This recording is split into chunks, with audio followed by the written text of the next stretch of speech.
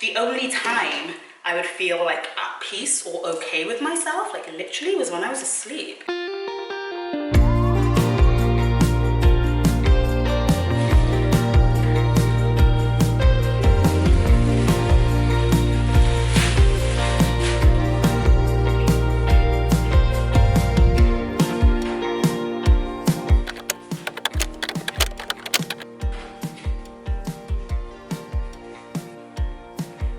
Let's just pretend I didn't already enter, place the camera, walk back out, and then re-enter. It's all for you. It's all for you, baby. Hi, how are you? Welcome back to my channel. It's a gorgeous, cloudy morning in London after all of the boiling hot days we've had. I'm grateful for the clouds. I've just been to the gym. I went to a yin yoga class this morning, which is like a really slow and meditative yoga. And usually I'll do like vinyasa yoga. And so this one was really still. And like the teacher was like, don't move. Notice when you want to twitch. And I'm there like twitching, just like, oh, this is uncomfortable, this is uncomfortable. And she's like, let your jaw go floppy. I'm like, oh, it was really hard. It was so much harder than like holding a downward dog to a twisted plank to all this stuff. It was so hard to just chill out. But it was really good, like it was really good. And it's a nice reminder to pause and to just pause. To literally just pause and really feel it. To stop what you're doing and just be still and know that God is good. Like, I really believe that, but in my life, how much do I practice that? So I'm gonna book a load more yin yoga classes. I know that sounds really enlightened and bougie and stuff, but you know, this stuff exists for a reason. I think I need to learn how to pause and relax. Like, it shouldn't be that hard to be still for 3 minutes. I'm gonna also be putting out these flowers. I love having fresh flowers in my home. I really try to prioritize stuff that I like financially and time-wise, because I think that's a great way to practice self-love, is like doing things for yourself that are beautiful, that you enjoy, just things that make you smile. So for me, I love flowers. Flowers really make me smile. So I make sure that I get myself some so that the black can be beautiful. But yeah, I don't buy the most expensive at the moment. If I could, I would. And I hope to be able to one day, but I literally just get the £5 bunches. Would these be £1.50 in Aldi? Yes, but let's not talk about that. Please don't expect any crazy arrangements here. I tend to do the least with this, and I know that there's a lot more that you can do. I just do the bare minimum in order to keep them alive for kind of as long as possible.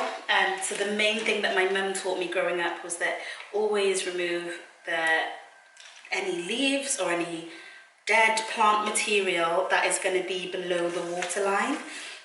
So I'm just kind of picking stuff up and just picking off any leaves that will be below the water line of the vase, because that will just rot and kill the flowers sooner. So yeah, if the water's going murky a lot, then you might want to double check there's not dead weight below the water line. And the other thing that I do, I mean, I'm pretty sure it says this on instructions whenever you get flowers, but the other thing that I do is I just cut about an inch or two off the bottom of the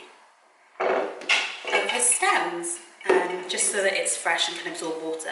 The best way to do that actually is to cut it under running water, so then you don't get any like air bubbles in the stems, and they just, yeah, they're much healthier when you do that, but it's tricky and a lot of effort, so I'm just going to do it this way. What I wanted to talk about, or like babble on about in this video, it's just life and gratitude. I started doing a gratitude practice a while ago. I'd say it was like a few years ago. I noticed that I had got into like this mental negative state where I'd wake up and I would literally, why are these not, these scissors are terrible. I got like garden scissors so that they'd be a better cut, but this is so bad. Anyway, I noticed that I would wake up and the first thing I would think would just be, I would always be annoyed at myself. Like, I would wake up and I would already be mad at myself for not having done enough. Can you imagine? You wake up and just like, oh, I haven't done this, I did that, I shouldn't have said that, I shouldn't have done that, blah, blah, blah. And I was like, this sucks, because it's like the only time I would feel like at peace or okay with myself, like literally, was when I was asleep. So I'd love being able to go to sleep because I'd be like, oh, finally, stress-free. And I'd wake up in the morning and I'd be like beating myself up all day. And so I think the first thing I did was that I forced myself, when I realized this and like the cycle of misery. I'm just going to change these. These are terrible. This is the first time I've used these to cut flowers and they suck. So BRB. Okay, these should work a little bit better. Yeah, so I kind of got to the place where I was like, hey, I'm banning myself from saying a bad thing as my first words of the day. In my head, mind you. So I'd wake up and I'd be like, oh, you're running late for this, you haven't done this, blah, blah, blah. So I was like, the first thing I'm going to say is thank you. That will be the first word, I think, every single morning when I wake up. I'll just be like, thank you that I'm alive. Thank you for another breath. Thank you, Lord. And I made myself start the day giving thanks. And that helped. That genuinely helped quite a bit. Like I remember just feeling a bit better about everything. And then I think maybe like a month or two after that, this was back in like, I don't know, 2019, I think. Can't really remember. But I started a gratitude journal. So I just got a little notebook, nothing complicated. I'd write the day's dates, the day, the month, the year. And I would, oh, missed one. Missed a little bit below waterline. I'd write the date and then I would write the word gratitude. So I'd write gratitude and I would just list stuff I'm grateful for. So list all the things that I'm grateful for, which could be anything. And at first, I'd be sitting there like thinking for like a minute. It gets so easy. Suddenly it's like, I'm really grateful I'm alive. I'm really grateful my sisters are alive. I'm really grateful my brothers are, just things I'm grateful for. I'll be grateful for my coffee, for a sunny day. Sometimes I'll be grateful for the rain that was pretty to look at and for shelter from the rain. I'll just list all the stuff I'm grateful for. And when I tell you, it just makes you feel happy. Suddenly you're like, there is so much to be grateful for. There is so much good and it makes you feel so happy. So it's kind of like an instant way to feel happy. Like if you do it, no matter what is going on in your life, you'll feel a little bit better. I know that's a big statement to say because I know pretty tragic things go on in people's lives. But yeah, it's proven that gratitude makes you happier and improves your mood. So I would do that. Ta-da! One done. And then the next heading I would do then, so this is just on like a little A4 page, no big diary, it can be bullet point, messy handwriting, it doesn't matter, I'm not really going to read it back necessarily, it's just for me. The next thing that I would do is that I would write down testimonies, so things I've specifically prayed for and asked God for. Now initially this was a little bit hard because it was almost like I couldn't remember what I prayed for, but say if I prayed for like, I don't know, a parking spot or healing or a new job, I would write that down as an answered prayer. And then the next heading I would do would be prayer points. So then I would write down the things that I'm praying for at the moment. Now, when I tell you, literally like a week into this, this takes about 10 minutes. So I just do it every morning. It doesn't take long. It took about 10 minutes.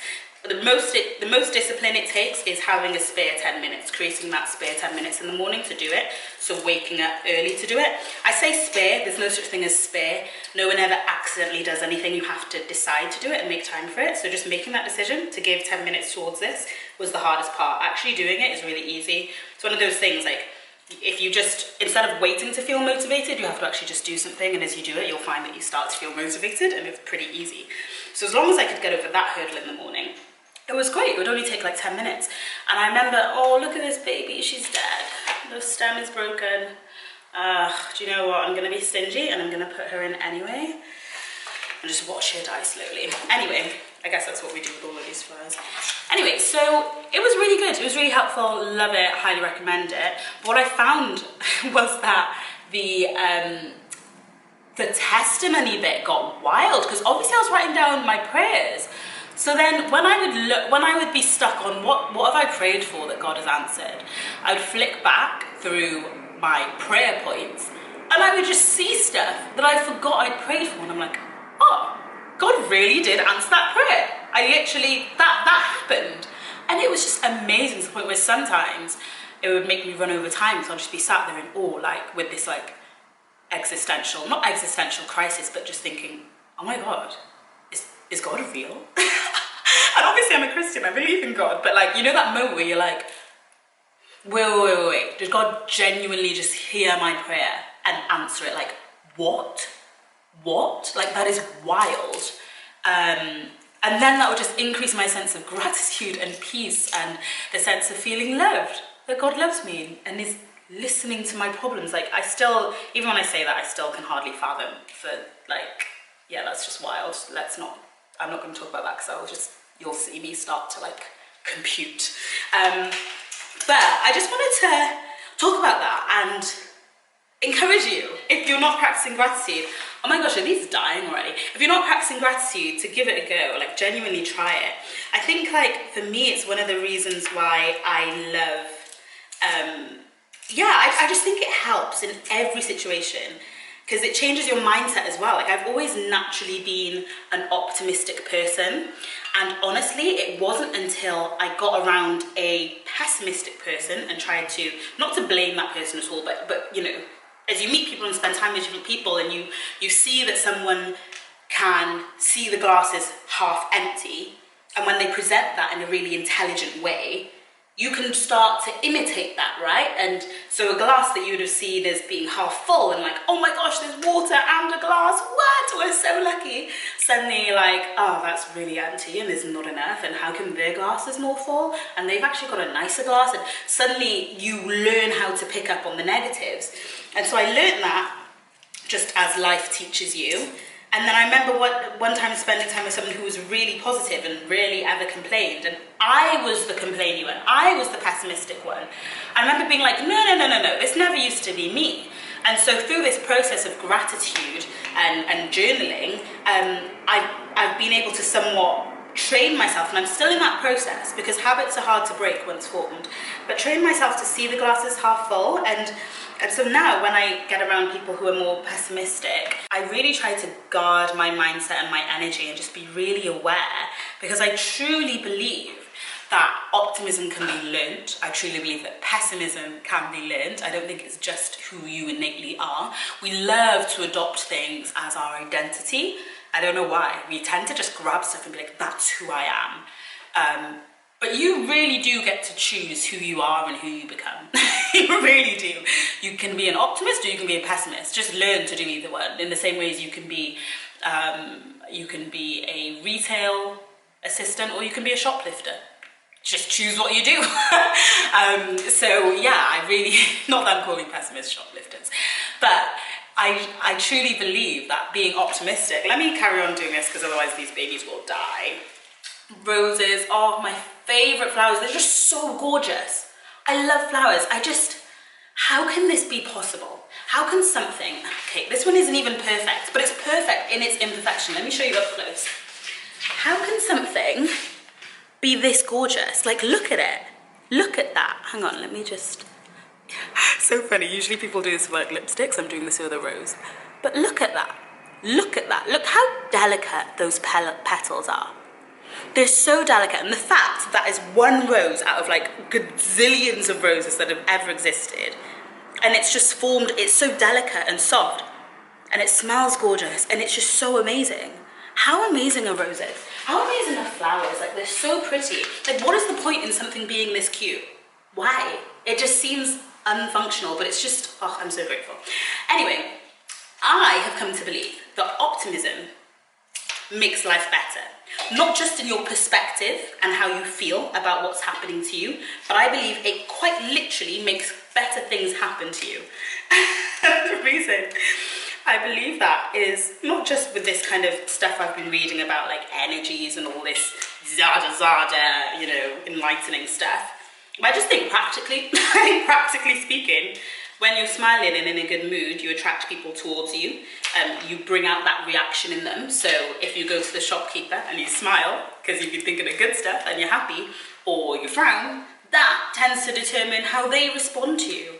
And so, yeah, I think that there's a practical element to practicing gratitude and optimism. So always looking for the good that you can see in any situation, that then makes more good things happen to you. I believe that on a practical level, in terms of like people just want to be around optimistic people, and also on an energetic level, I really do think that you attract the kind of vibes that you put out.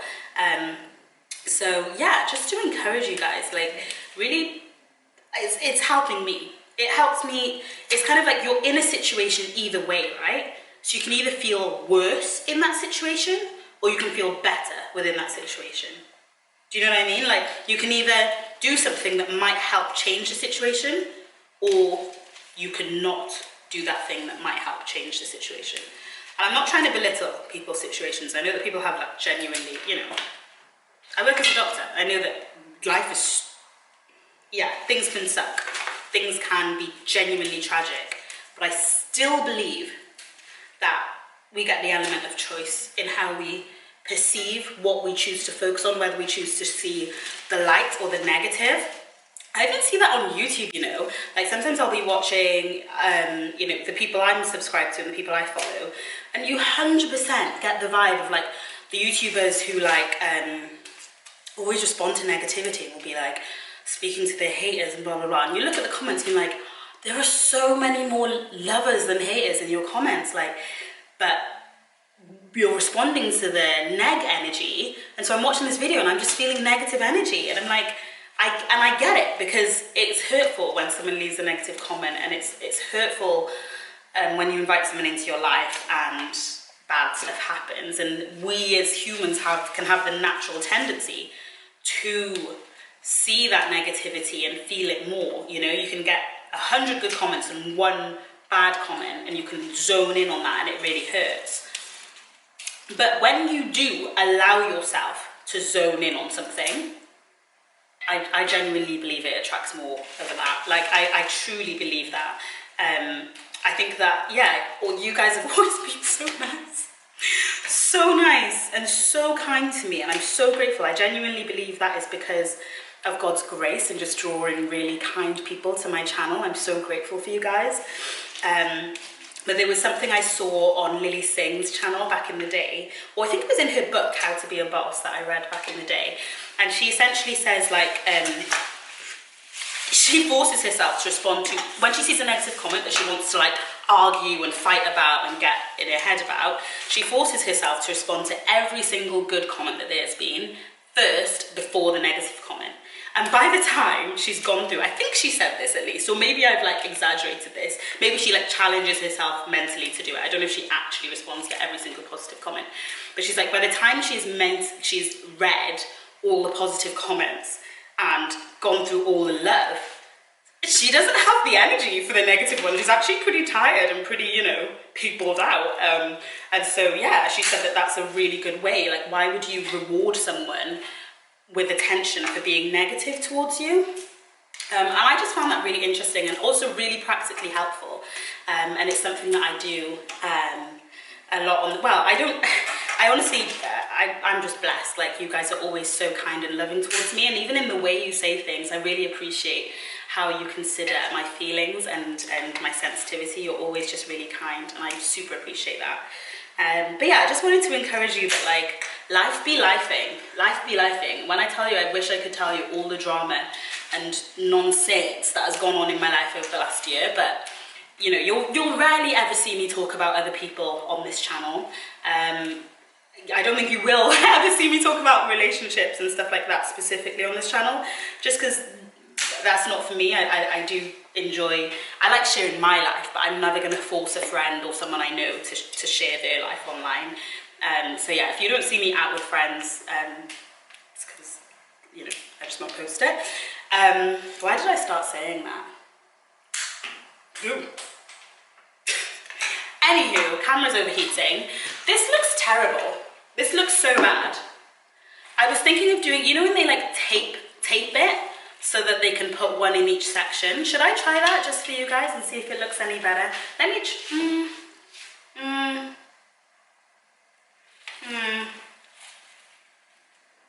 No, I don't think I'll have enough. I think I'm just gonna cut them all shorter. That's it. It's just too long, it's too tall.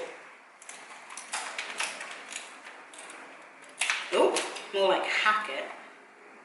Anyway, I hope that that little chat has been interesting. Oh, that's way too short. Has been interesting or helpful, or yeah, just anything to you. Like, if you ever see that I'm positive or optimistic or whatever it is, just know that at some point in my life when I was a child, it may have been just, oh, that's just the way I am or the way I was raised. But as an adult, it has been wildly intentional. I protect my energy fiercely. Now, I'm like like, look at me. I've just talked for 20 minutes straight with no one.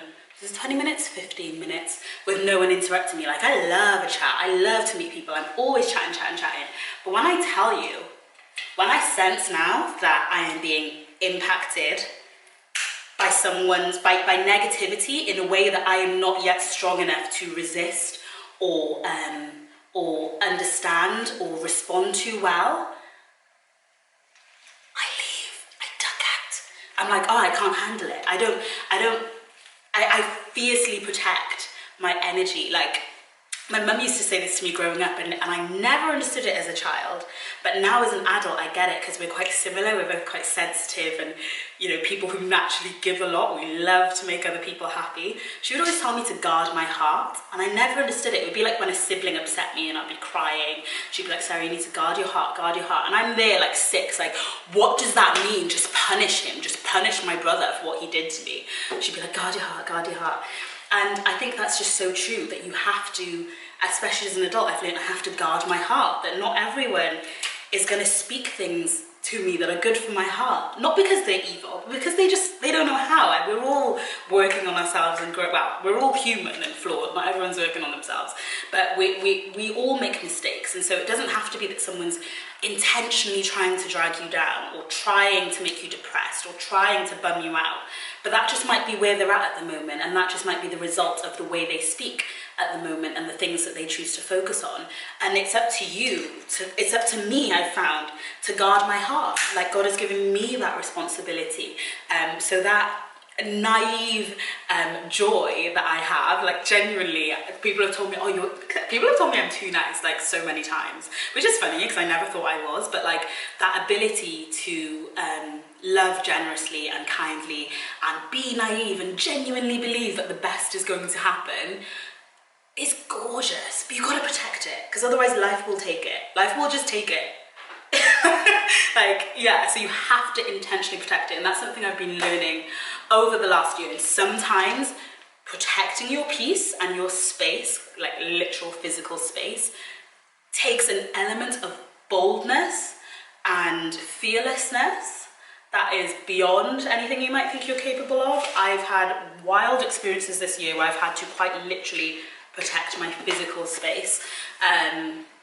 And I honestly didn't know I was capable of being that,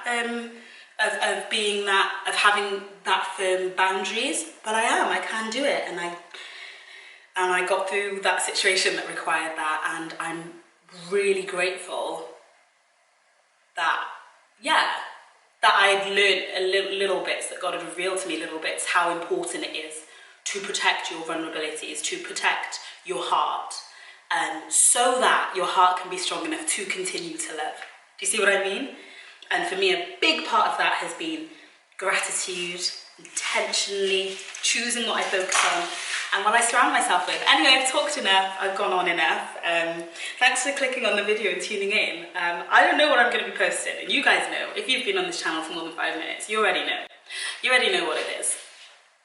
So what I'm going to do is, I need to tidy this place. It is a mess. This place is a mess. I know you might be thinking it's really not that messy, but I've just become really, I don't want to say a clean freak, but like, the floor is not clean. The floor is not hoovered and mopped, and so I'm going to hoover and mop and wipe the sides and stuff and put these flowers out. But yeah, thanks for tuning in. Subscribe. Let me know your thoughts. I love you so much. Oh, I braided my hair, but I mean, you obviously know by now, but I braided my hair for the first time in like a good 4 years, maybe even longer. Maybe not longer, maybe like 3 years. But it feels good.